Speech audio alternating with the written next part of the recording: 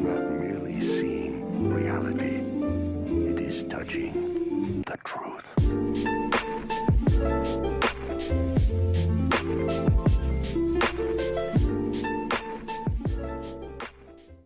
What's going on, everyone? Welcome back to Chronic Gamer. My name is Matt, and this is my final thoughts and redirect for One Punch Man episodes 1, 2, and 3. So go ahead, click the link in the description, check that out, come back here, let me know what you think in the comments section.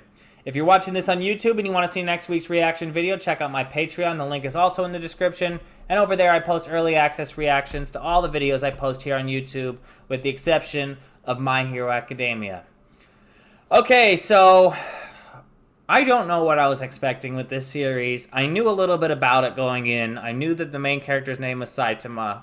I knew that he was capable of defeating people with one punch. Obviously, the name is in the title.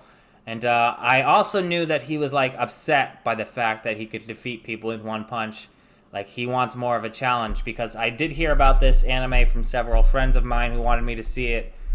Never got around to it, and I'm glad I didn't, or else I wouldn't be able to react to it with y'all. But, yeah, I don't know what I was expecting, but it's definitely, one, more bloody than I was expecting, and way more goofy than I was expecting. It's kind of like Trigun. When we first started watching Trigun, I was expecting it to be like a very serious type anime, but like that was just filled with a bunch of silliness with Vash, and I'm getting the same type of vibes. Like, he seems so unconcerned about everything that's happening, even when like villains are totally destroying shit and tearing shit up. He's just like, huh, what's going on? Oh, I'm gonna fight this guy because I'm a hero for fun. Like, this is gonna be a fun show. First and foremost, I really want to talk about the artwork and the animation.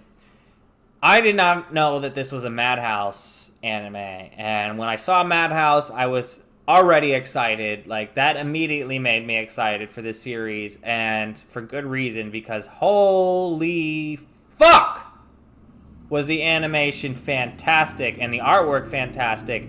I didn't really detect very much or any CGI in this, which, if you know me and my preference, I don't really like CGI all that much in anime. I mean, sometimes it's done really well. In the case of like Initial D and the Fate series did that really well. But I like what makes me like anime so much is the art styles that I see in the different versions in the different series.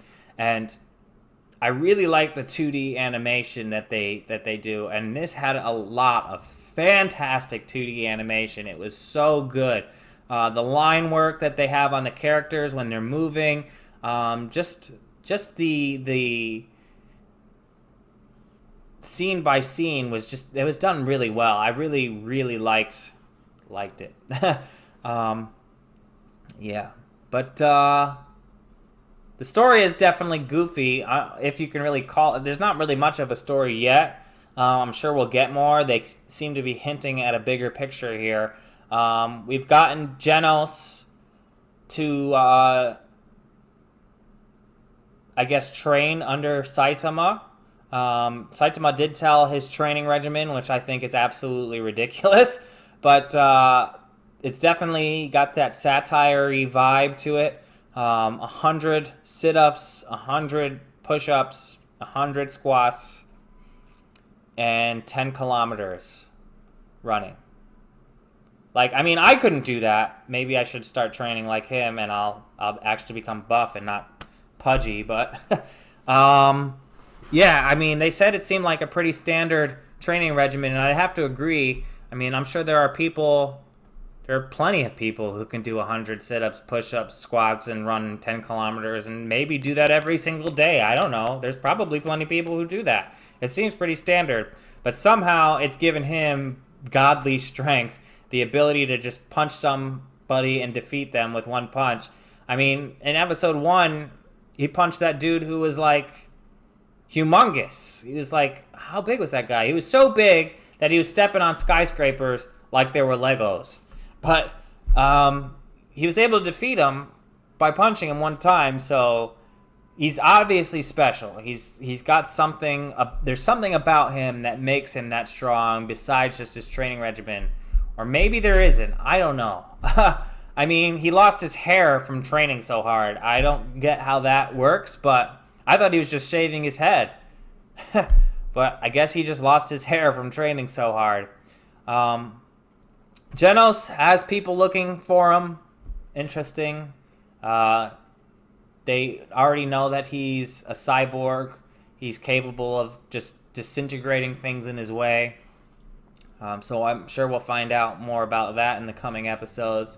I definitely get major My Hero Academia vibes with some moderate Hunter x Hunter vibes as well. Like, the villains so far very much remind me of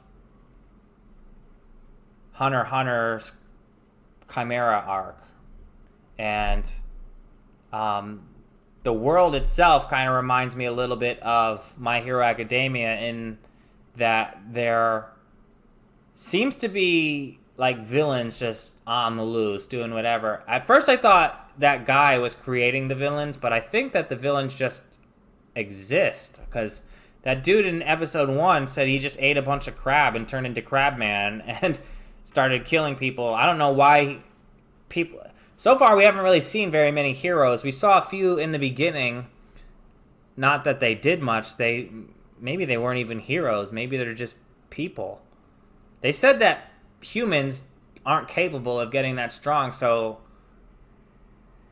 is Saitama the only hero then? I don't know. Why would there be villains with all sorts of crazy powers, but no heroes with crazy powers? Why is it that if you have actual powers, you're evil?